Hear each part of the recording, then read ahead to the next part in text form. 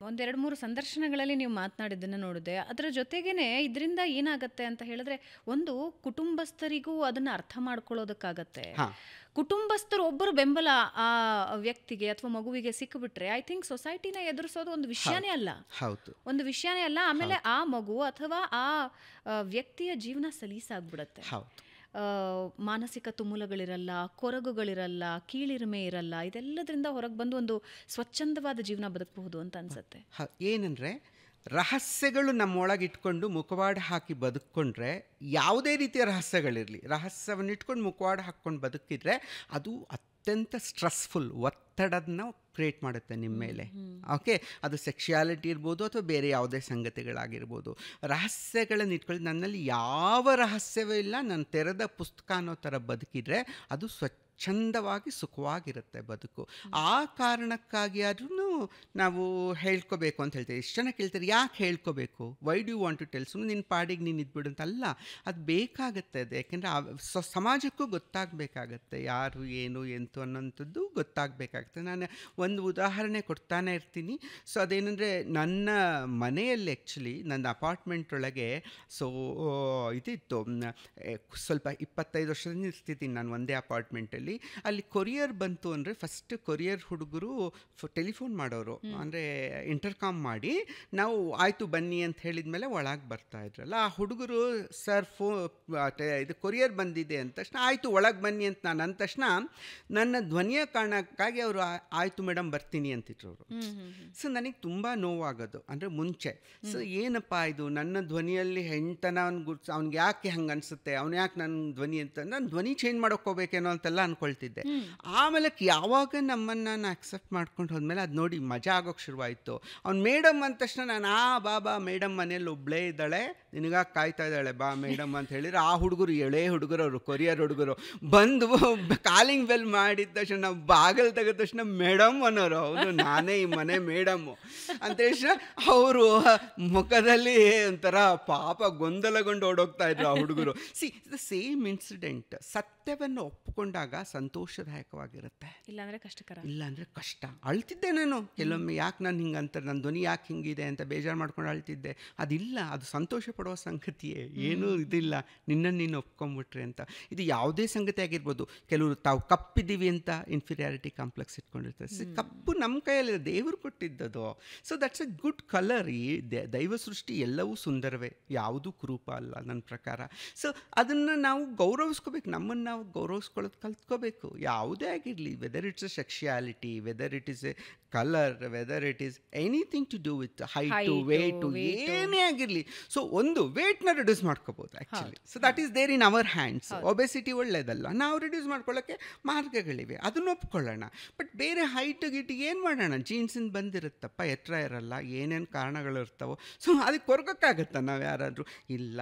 ಗಾಂಧೀಜಿ ಇದ್ದಿದ್ದು 5 ಅಡಿ 4 ಇಂಚೆ ಗಾಂಧೀಜಿ, ಬಟ್ ಇಡೀ ದೇಶವನ್ನು ನಾಯಕರಾಗಿದ್ರಲ್ಲ ಗಾಂಧೀಜಿ.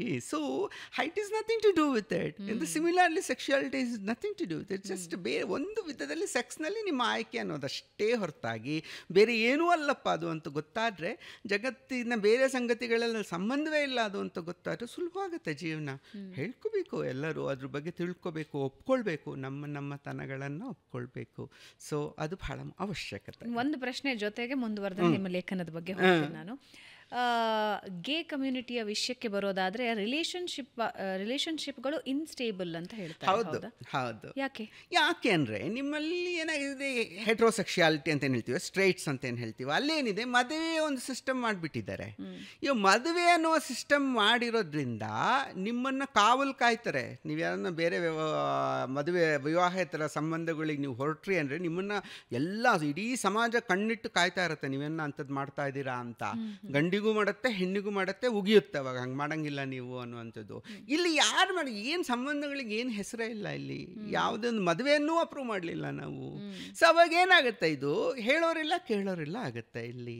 ಸೊ ಅದರಿಂದ ಏನಾಗುತ್ತೆ, ನನ್ನ ಪ್ರಕಾರ ಮನುಷ್ಯ ಜೀವಿ ಯಾವಾಗಲೂ ಎಲ್ಲ ಪ್ರಾಣಿಗಳಲ್ಲಿರುವಂತೆ ಬಹು ಸಂಬಂಧಗಳನ್ನು ಬಯಸುವಂಥ ಜೀವ ಅದು. ಹ್ಮ್ ಹ್ಮ್ ಒಂದೇ ಸಂಬಂಧಕ್ಕೆ ಬದ್ಧವಾಗಿರುವ ಜೀವ ಅಲ್ಲ. ಬಟ್ ಫಾರ್ ಸಮ್ ರೀಸನ್ ಮದುವೆ ಸಿಸ್ಟಮ್ ಮಾಡಿಟ್ಟಿದ್ದಾರೆ, ಒಂದು ಸ್ಟ್ರಕ್ಚರ್ ಕ್ರಿಯೇಟ್ ಆಗಿದೆ. ಕ್ರಿಯೇಟ್ ಮಾಡಿದ್ದಾರೆ, ಅದನ್ನು ಮಾಡಿಟ್ಬಿಟ್ಟಿದ್ದಾರೆ, whether it's good or bad. So ಒಂದು ಒಂದು ವ್ಯವಸ್ಥೆ ಬಂದಿದೆ ಅದು. ಆ ವ್ಯವಸ್ಥೆ ಏಕೆಂದರೆ ಯಾವ ಇಡೀ ನಿಸರ್ಗದಲ್ಲೇ ಮದುವೆ ಇಲ್ಲ.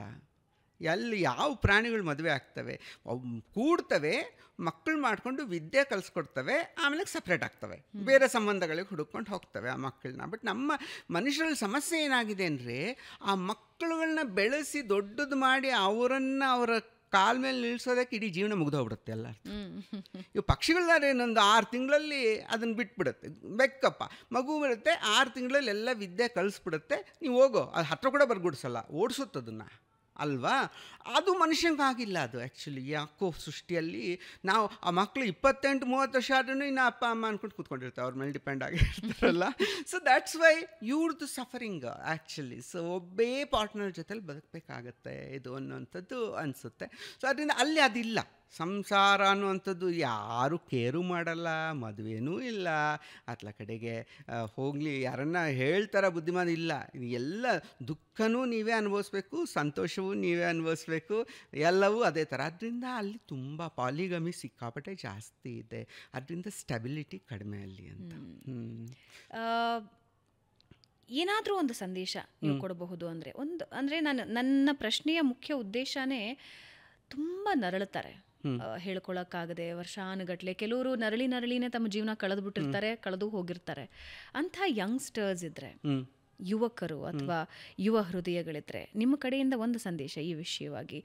ಗೇ community not to worry, not to bother. ಆಮೇಲೆ ಇವಾಗಿನ ನಮ್ಮ ಸೊಸೈಟಿಯಲ್ಲಿ ಹೇಗಿದೆ ಅಂದರೆ ಅಕ್ಸೆಪ್ಟೆನ್ಸ್, ನಾನು ಹೇಳಿದ ಹಾಗೆ ಹಿಂದಿನಗಿಂತ ಚೆನ್ನಾಗಿದೆ. ಬಟ್ ಅವರಿಗೆ ನೀವು ಒಂದು ಸಂದೇಶ ಕೊಡಬಹುದು ಅನ್ನೋದಾದರೆ, ಮಾನಸಿಕವಾಗಿ ಫಸ್ಟು ಧೈರ್ಯ ತಗೊಳ್ಳಿ. ನಿಮ್ಮಿಂದ ಯಾವುದೇ ತಪ್ಪಾಗ್ತಾ ಇಲ್ಲ. ಸೊ ಬಹುತೇಕರು ತಾವು ತಪ್ಪು ಮಾಡ್ತಿದ್ವಿ, ತಾವು ಶಾಪಗ್ರಸ್ತರು ಅಂದ್ಕೊಂಡಿರ್ತಾರೆ. ಅಲ್ಲ, ನೀವು ವರಪುತ್ರರೇ, ನೀವು ಎಲ್ಲರಂತಲೇ ವರಪುತ್ರರೇ. ಸೊ ಅದರಿಂದ ನಿಮ್ಮನ್ನು ನೀವು ಒಪ್ಪಿಕೊಂಡು ಧೈರ್ಯದಿಂದ ಅದನ್ನು ಇದು ಮಾಡ್ಕೊಳ್ಳಿ. ಅದು ಆರಂಭದಲ್ಲಷ್ಟೇ ಸಮಸ್ಯೆ, ಆರಂಭದ ಸ್ಟಾರ್ಟಿಂಗ್ ಟ್ರಬಲ್ ಅಷ್ಟೇ ಅದು. ಆಮೇಲಕ್ಕೆ ನಿಮಗೆ ಒಳ್ಳೆಯ ಜೀವನ ಇದಿರುತ್ತೆ. ಅದನ್ನು ಅರ್ಥ ಮಾಡ್ಕೊಳ್ಳಿ. ಆಮೇಲೆ ನಿಮ್ಮ ಸಮುದಾಯದ ಜೊತೆಲಿ ಸೇರ್ಕೊಳ್ಳಿ. ನಿಮಗೇನಾಗತ್ತೆ ಅಂದರೆ, ನೀನು ಯಾವುದು ಬೇರೆ ಕಮ್ಯುನಿಟಿ ಜೊತೆಯಲ್ಲೇ ಇದ್ರಿ, ಯಾವಾಗಲೂ ಇದ್ರ ಜೊತೆಯಲ್ಲೇ ಇದ್ದರೆ ಅವ್ರು ಯಾವಾಗಲೂ ನಿನ್ನನ್ನು ಕೀಳಾಗಿ ಕಾಣ್ತಾ ಇರ್ತಾರೆ. ಬಟ್ ನಿನ್ನದೇ ಒಂದು ಸಮುದಾಯಕ್ಕೆ ಹೋಗಿ ಸೇರ್ಕೊಂಬಿಟ್ರೆ ನಿಂಗೆ ಧೈರ್ಯ ಬರೋಕ್ಕೆ ಶುರು ಆಗುತ್ತೆ. ಎಲ್ಲರನ್ನ ನೋಡಿದ ತಕ್ಷಣ ಅಯ್ಯಪ್ಪ ನಂತರದವ್ರು ಇಷ್ಟೊಂದು ಜನ ಇದ್ದಾರೆ, ಲಕ್ಷಾಂತರ ಜನ ಇದ್ದಾರೆ, ಕಡಿಮೆ ಇಲ್ಲ, ನಾನು ಅವರಲ್ಲಿ ಒಬ್ಬ ಅಂತಂದಾಗ ಧೈರ್ಯ ಬರುತ್ತೆ. ಯಾಕೆಂದರೆ ಸಂಘ ಸಿಕ್ತು ಅಂದರೆ ಶಕ್ತಿ ಬಂದುಬಿಡುತ್ತೆ. ಸೊ ಆ ನಿಟ್ಟಿನಲ್ಲಿ ಯೋಚನೆ ಮಾಡಿ ಪ್ರಾಮಾಣಿಕವಾಗಿ. ಆಮೇಲೆ ಯಾವುದೇ ಕಾರಣಕ್ಕಾಗಿ ನಿಮಗೆ ಹೆಣ್ಣಿನಲ್ಲಿ ಆಸಕ್ತಿ ಇಲ್ಲ ಅಂದರೆ ಮದುವೆ ಆಗಬೇಡಿ. This is a very important message actually. ಇಬ್ಬರು ಜೀವನ ಹಾಳಾಗುತ್ತೆ. ಅವಳದು ಹೆಚ್ಚು ಹಾಳಾಗುತ್ತೆ ನಿಮ್ದಕ್ಕಿಂತ. I am more concerned about the girl. Okay, ಅವಳದು ಹೆಚ್ಚು ಹಾಳಾಗುತ್ತೆ. ಸೊ ದಯವಿಟ್ಟು, ಆಮೇಲೆ ಅಪ್ಪ ಅಮ್ಮ ಅನಾವಶ್ಯಕವಾಗಿ ಬಲವಂತ ಮಾಡಬೇಡಿ. ಮಕ್ಕಳು ಮದುವೆ ಆಗಿಲ್ಲ ಅಂದರೆ ಬಿಡಪ್ಪ, ನಿನಗೆ ಇಷ್ಟ ಇದ್ದರೆ ಮಾಡ್ತೀವಿ, ಇಲ್ಲ ಅಂದ್ರೆ ಇಲ್ಲ ಅಂತ ಸ್ಪಷ್ಟವಾಗಿರಿ. ನೀವು ವಿಪರೀತವಾಗಿ ಬಲವಂತ ಮಾಡೋಕ್ಕೆ ಶುರು ಮಾಡಿ ಬ್ಲ್ಯಾಕ್ ಮೇಲ್ ಮಾಡ್ತಾರೆ, ಎಮೋಷ್ನಲ್ ಬ್ಲ್ಯಾಕ್ ಮೇಲ್ ಮಾಡ್ತಾರೆ, ಮದುವೆ ಆಗಲೇಬೇಕು ಅಂತ. So which are causing problem. Actually ಸೊಸೈಟಿಯಲ್ಲಿ ತುಂಬ ತೊಂದರೆ ಕೊಡುತ್ತೆ. ಸೊ ಅದು ಇಲ್ಲ ಅಂತಂದರೆ ಸೊ ಚೆನ್ನಾಗೇ ಇರುತ್ತೆ ಸೊಸೈಟಿ. ಸೊ ಅದನ್ನು ಇದು ಮಾಡ್ಕೊಳ್ಳಿ, ನೀವು ಧೈರ್ಯ ವಹಿಸಿ. ಆಮೇಲೆ ಏನೋ ಸಹಾಯ ಬೇಕಂದರೆ ಸಹಾಯವಾಣಿಗಳು ಬೇಕಾದಷ್ಟಿವೆ. ಗೇ ಕಮ್ಯುನಿಟಿಗೆ ಬೆಂಗಳೂರಲ್ಲೂ ಇದೆ, ಎಲ್ಲ ಕಡೆಯಲ್ಲೂ ಸಹಾಯವಾಣಿಗಳಿದ್ದೇ ಇರುತ್ತೆ.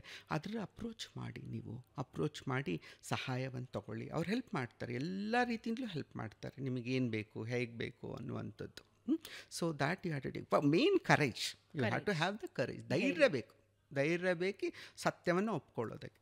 ಸತ್ಯವನ್ನು ಒಪ್ಕೊಳ್ಳೋದಂದ್ರೆ ಧೈರ್ಯವೇ ಯಾವತ್ತು. ಸೊ ಧೈರ್ಯನೇ ಮುಖ್ಯ ಅಂತ.